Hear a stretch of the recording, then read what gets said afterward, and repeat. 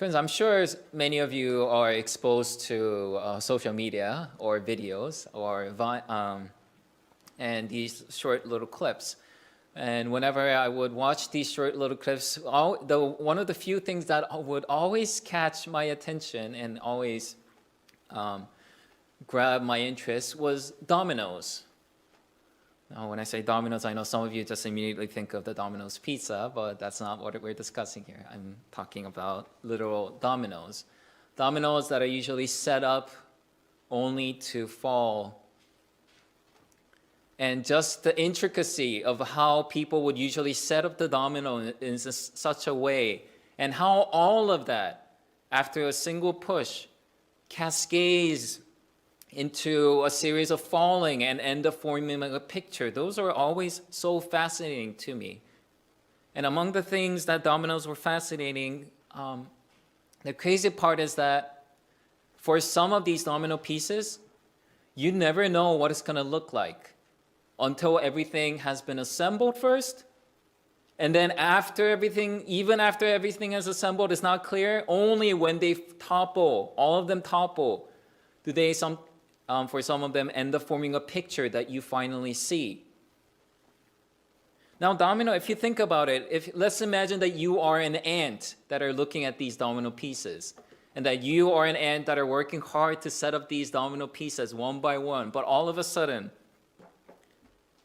a person comes along and then shoves that little brick that you have been setting up so hard, and all of a sudden everything just starts cascading into a series of collapses. And you're left to think, my God, look at all the effort I put into setting up all these things, and all of a sudden they're just falling down. And from the ant's perspective, that might be very discouraging, wouldn't it be? But here's the crazy part. When that ant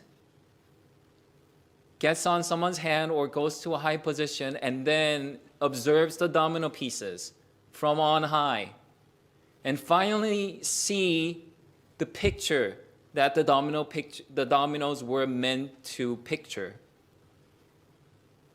what would the ant think? I thought this was a disaster in the making, but now that everything has been done and said, this was all under a very elaborate plan. That all of this construction project that they were setting up, and that has just simply toppled down and seems like it's wasteful and meaningless, was actually not meaningless. That it was meant to fall down, that it was meant to break down, because it was meant to draw a picture that we could not have seen from the ground. And friends, that's why the title of today's sermon is The Divine Perspective. Joseph, in this precise manner, had that sight of God happening before his eyes. And let me explain how that will be the case. But before I go deeper into today's passage, let me just give a brief recap, because we keep going back and forth, and sometimes we lose track of where we're exactly in the passage. So just to bring a brief recap. Joseph was ready. As you guys know, Joseph, the prime minister of Egypt, was ready to be reconciled with his brothers. And the brothers were so far showing very good signs of reconciliation. They didn't seem to show any type of favoritism towards Benjamin, but they simply were cooperating with him, working with him, and including him in everything, and most likely taking care of their younger brother, in contrast to how the older brothers most likely treated Joseph when he was back in the family. So Joseph had one final test of trying to see, did my brothers truly change? So the last stage before reconciliation can happen, he wanted to test that. So he created a scenario, as you guys know, where he put the silver goblet in Benjamin's sack and no one else's when they were ready to go back to home. And he did that because he knew Benjamin was most likely his father's favorite son. And he knew that by putting that silver cup in that sack and creating a scenario where it seems like he was the robber who stole that silver goblet, he wanted to create a scenario in which Benjamin was in danger of going into slavery. But this time by his fault, of course. Now Joseph did that because he wanted to see what the brothers would try to do. Now that this is the second time they see their youngest brother at risk of going into slavery, the youngest brother, who would most likely have been their father's favorite, would the brothers do something different compared to what they did 22 years ago? Or would they do the same thing and let the younger brother be sold once again into slavery and leave it be? Because this time is even more convenient, right? Their youngest son is going to be probably sold off, not by the brother's fault, but by his own fault. So Joseph created that scenario to see, are they willing? Do they have a heart for Benjamin? Did they change? Ultimately, that's what you're trying to say. Did they change enough that they would actually accommodate Benjamin as part of the family rather than kicking him out? Because depending on their reactions, reconciliation could either happen or not happen, because it's always a two-way street. Even if Joseph was ready to reconcile with the brothers, if the brothers were not ready to be reconciled with Joseph, then reconciliation could not happen. Now, thankfully, as a hopeful sign, first of all, the brothers did come back with Benjamin, apparently who was also caught as a criminal, and they pleaded for Benjamin's mercy. And Joseph says, I'll excuse the rest of you. No one else is going to be a slave. Only the person who stole the goblet is going to be my slave. But here is where Judah comes in, as you guys would remember. Judah comes in. He thought of his father and the pain that would cause him because of this incident. They saw how his father suffered when Joseph was sold into slavery and how that pain still remained with him to that day. And he also remembered the sin that they had committed 22 years ago when they sold their youngest brother without any type of remorse. And so, as a recompense and repentance for their sins, as well as concern and compassion for their father, Judah offers himself. A 50-year-old man, a Hebrew man, offers himself instead into slavery before probably the second strongest man at that time. Friends, we tend to read this part of the passage kind of nonchalantly, very casually, where he simply offers himself. But friends, you have to imagine, Judah at this point is a father, and he might have potentially had grandsons as well. Not only his sons and daughters, but a wife to take care of, sons to take care of, and possibly grandsons and granddaughters to take care of. For a 50-year-old man to offer himself into slavery is quite, and saying those words to the very prime minister of Egypt is not something that he did lightly. Who knows what would happen to a middle-aged slave in Egypt? Could have been easily executed, could have been easily discarded, because remember, slaves back in the ancient times were considered property. He is well aware of such facts, and yet the fact that Judah offered himself means that he is truly repentant of his sins and truly compassionate towards his younger brother as well as his father. And thus, Joseph is finally able to see that his brothers have changed. They no longer exclude the youngest brother out of envy or hatred, but that they include him and embrace him as one of their own. And that they truly are feeling remorse, and therefore there is room for reconciliation. So that's what we covered up to 2 weeks ago. Now, as Judah said that, they were simply awaiting the verdict. They are tense, watching the prime minister say the next words, but the prime minister's next responses completely bewilder them. The Egyptian prime minister, who was interrogating them with such severity, all of a sudden burst into tears. Now, it would have been surprising if he were just crying, shedding a tear. Perhaps, if he just simply shed a tear, people might have thought, oh, he is moved by Judah's dedication and love towards his youngest brother. That's easily thinkable, but he just simply burst into tears. So after showing signs of emotional restraint, and after kicking everyone out except Jacob's sons, the prime minister sobs so uncontrollably and so loud to the point that the Egyptians and the entire Pharaoh's household members heard him cry. Then they suddenly hear the prime minister speak in their own language. For as a reminder, at this point, Joseph was speaking Arabic, which was the common language of Egypt. But now all of a sudden, he is addressing the brothers directly in Hebrew. And the words that they heard from the prime minister's mouth, they could not believe. For he says this in verse 3, and Joseph said to his brothers, I am Joseph. Is my father still alive?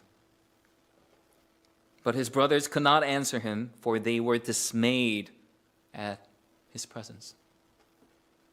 Friends, that word dismayed is not a mistranslation. Dismayed truly means they were completely fearful and disturbed by that news.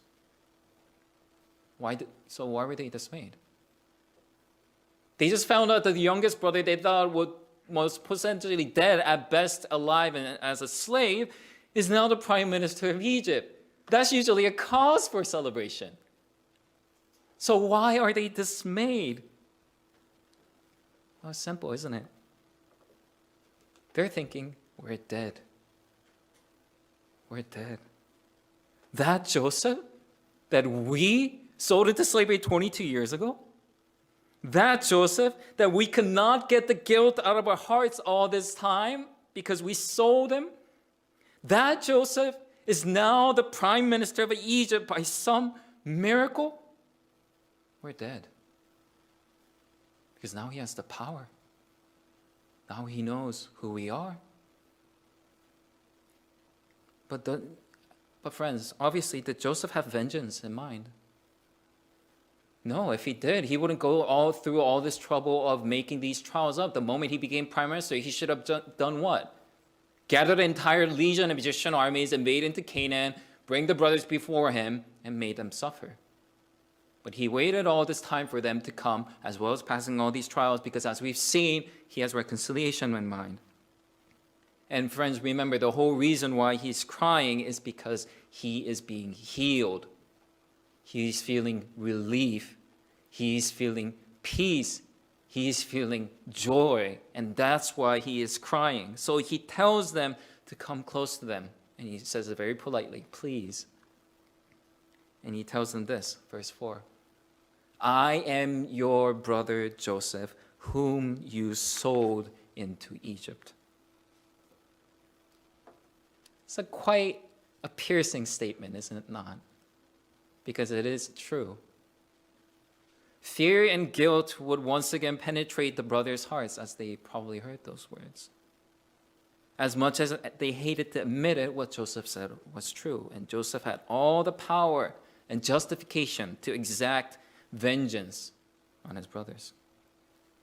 Friends, whenever you study history, whatever type of history, whatever region it may be, people in power did not hesitate to hurt or slaughter those who once hurt them, especially if they were once a position of weakness and then they had a position of power. Such was the way of the world and the way our sinful human hearts are inclined to do. But the words that followed from Joseph probably surprised the brothers and left them even more dumbstruck than before, because this is what Joseph says in verse 5 after he says those facts. And now do not be distressed or angry with yourselves because you sold me here, for God has sent me before you to preserve life. Friends, let's go over some facts here for a moment. Let me ask you this question. Why was Joseph sold into slavery to begin with? What was the motive of the criminals that made them sell Joseph into slavery? jealousy, hatred. They wanted him dead. That is the truth and fact of the matter. And therefore, whenever brothers thought of the incident 22 years ago, the incident, the tragedy of Dothan, the subject that they had in mind as they were interpreting that incident that happened long ago was this. The subject is we. Motivation out of jealousy and hatred. Result, sold our brother Joseph into slavery. Those are just cold hard facts. And that's an interpretation as well that any normal people, whether they are Christian or non-Christian, can think of. But here, Joseph offers a completely new interpretation. One in which the subject, motivation, and result of the incident is completely different from theirs. Even though they're looking at the same incident that happened 22 years ago, he is offering a completely, radically different interpretation. Let's look at the format. Subject, God. Who has done that tragedy? God. Motivation, what? In order to save lives. Result, has sent me first, beforehand, to preserve lives. The brothers are caught up and wrapped up in guilt because they're thinking, as they interpret the event 22 years ago, we sold him out of jealousy and hatred. And that has been weighing heavy on their hearts. But Joseph, even when he was the victim of that crime, of that injustice that has happened, is looking at that event and is actually saying, God sent me. It wasn't you guys alone. It was God who sent me in advance to save us all. Friends, is that fact also true? Did God send Joseph first to save lives? And friends, yes, that is also truth. Now that all has been said and done, now that all the domino pieces has been lined up and then brought down and forms a picture, now that they are looking backwards into history from Joseph's perspective, we can look back and say that indeed God has sent Joseph in advance to save all of them. Not just Joseph, but his family, and not just Joseph's family, but Egypt, and not just Egypt, but the surrounding nations as well. But friends, I want to ask, how in the world was Joseph able to make such an interpretation? I'll ask again, how in the world was Joseph able to make such an interpretation? Because friends, most of you have lived enough to know that scars and hurts are not so easily forgiven or forgotten. I still remember some incidents from 10, 12, 15 years ago that keep me awake in bed as I remember some of the things that these people have said to me, as I remember some of the things that these people have done to me. Whether I like it or not, they keep me awake. And the incidents and the things and the words and the deeds that they have done to me do not even compare to what Joseph has suffered through. And yet, Joseph, before the very criminals who have made his life into hell, testifies of the day of the crime as he's interpreting that day. God, that good God has sent me in advance to save all of us. That is the interpretation that he is offering. Friends, I am boggled by that fact. The more I chew and meditate upon that fact, it boggles me. It bothers me. It disturbs me. How? How is he able to do that? How is he able to just push that aside and admit that without even a hint of hatred in his voice, if anything, of compassion? Friends, I believe the answer is quite simple. And it's so simple that sometimes we just overhear it, but it is true. And let me expand upon that. I believe how Joseph was able to make such a godly interpretation was this, because God was with Joseph first, and Joseph walked with God. It didn't matter that God just walked with him. Joseph also walked with God. Those two factors are important. First of all, as Joseph, let's just briefly have an overview of Joseph's life story. And you guys probably understand that Joseph probably knew that God was with him. How did he know? As he was sold into slavery, what else would Joseph rely upon? His intellect? His skills? His good looks? His physicality? His mastery of the Egyptian language? What else could he rely upon but God as he is sold into slavery with literally nothing but probably a cloth covering his body? He had nothing. What else could he cling to? The God that he was taught. The God that he was taught over and over again, probably by his parents. Even though they didn't probably really teach him or set an example, he probably knew of the things of who God is and what he does. So what did he probably do? He probably clung to God like a baby does to their parent. And as he did, he realized that God was with him and blessing him. Because what happened? As he is working in Pharaoh's household, as he's doing all these things, is being blessed. Compared to all of the slaves or any other person who might be doing the same thing, somehow Joseph is realizing that as he clings to God, God is somehow blessing all of that. To the point that it's even evident to a non-believer like Potiphar, who was the household master. And so he is thinking, God, you have not abandoned me. I thought you selling me into slavery, I thought that meant you abandoned me. And I only clung to you because I had no other option. But now as I'm relying upon you, now as I'm clinging to you, I'm realizing you are with me.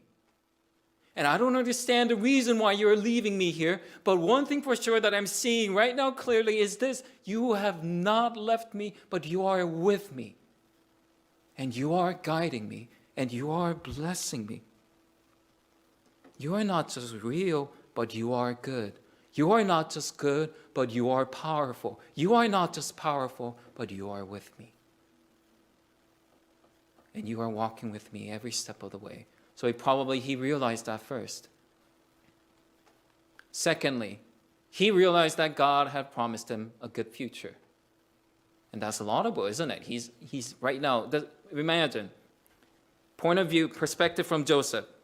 Good future, laudable. He'll be lucky if he dies in a good year, a good age, instead of being somehow offending his master and then losing his life that next moment. But now that he knew that God was alive, good, and constant in his presence, he also remembered what?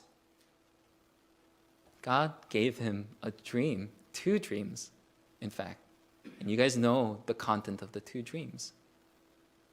Do you remember the content of the 3 dreams? It was the sheaves bowing down to Joseph. And it was the sun, moon, and stars bowing down to Joseph. And how did Joseph interpret that event? How did everyone else interpret that event? My family is going to bow down and worship me. What does that imply? Right now he's a slave, but his family is going to worship me? What does that imply? God prepared a future in which I go back to my family. God already foretold me, even before I go into slavery, he foretold a future to me in which I go back to my family, and not just go back to my family, but be respected by my family. Now, if at this point Joseph had no idea of who God is and didn't trust that he is good and couldn't believe that he is good, he would have probably thought of that dream as a fluke, a hoax. But at this point, as he is walking with God and seeing his realized presence, actualized presence, and his goodness, he is now taking this dream more seriously than ever, would he not? He has most likely prepared this future, and he's going to lead me to it. He will not leave me alone. So he is clinging to that promise as a hope, as something to anchor his hopes on. And so despite the horrendous things that were constantly happening to him, from being accused wrongly of sexual assault and then just rotting away in jail even longer, he was able to still hold on to God. Keep hoping and be faithful. Why? Because he remembered God promised a good future. But not only that, he realized as he is walking with God that God asked and stirred up his heart to repent as well. Why? Because now that he is suffering, and now when people are especially suffering through difficult things, they constantly think of, why in the world did this happen to me? You guys also wonder the same thing, do you not? I wonder the same thing. Whenever something bad happens to me, I wonder, what did I do wrong? What did I do to deserve this? In this case, Joseph's heart was stirred up by God, and he was able to not just confront, but acknowledge the simple fact. He realized what a jerk he was. He realized what a jerk he was. He was completely blind to his brother's hurt. He was completely blind to their jealousy. He gave no concern about their well-being at all. He did nothing but pour salt on their wounds. And as much as their actions were not justifiable, he realized that he also contributed a part in this tragedy himself, and that he was also a cause of that. So he repented of his own faults and decided to move towards forgiveness, and God gave him the strength to do so as he poured out his heart before him. And finally, ultimately, God made him prime minister of Egypt.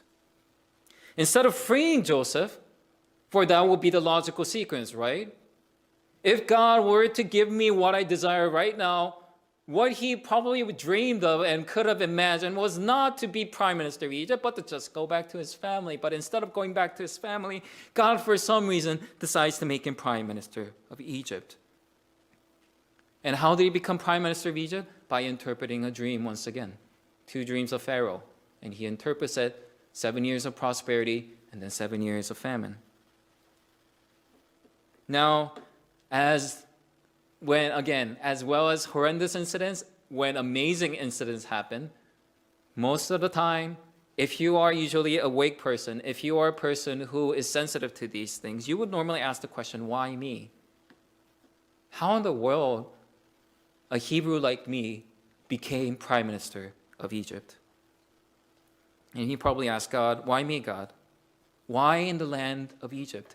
Why now? He probably came to this conclusion: to be the hands of salvation against the upcoming famine, to take him and make him into a tunnel of blessing, as he told his great-grandfather Abraham. Because remember the promises that God gave to Abraham. Through you, nations will be blessed. Through you, nations will be blessed. So friends, by being in a constant, faithful relationship with God, Joseph was constantly exposed to God's power, God's heart, God's compassion, and God's plans. And God kept him safe from sin, made him receive and transmit God's blessing, made him despise his sin and his weaknesses, made him repent, made him a capable and skilled worker, and made him into the tunnel of blessing that not only saved people from the physical famine, but also saved his family from the famine of love. And because of God, Joseph can interpret the same tragic incident and offer an amazing interpretation as he has learned to walk with God. Even that tragedy, which was born from nothing but sin, was used by God to bring about amazing good. That even though the sins that the brothers have committed and their motives definitely stand tall, even that was used to bring about amazing good in a way they could have never imagined. And so we realize, though God rarely directly appears in Joseph's story, right? When you read through Joseph's story, does God appear? Probably not. But although he rarely appears directly, he is the subject. He is the architect. He is the enabler. He is the power that brought about this amazing happy ending. The happy story of reconciliation that we read from today's passage. Friends, again, I will ask you this. God had a sovereign plan for Joseph. But if Joseph did not walk with God, would he have been able to be the same person? that we see in today's passage? Let's say God had a plan of making him into eventually prime minister of Egypt. But at one point, even at one point, Joseph faltered.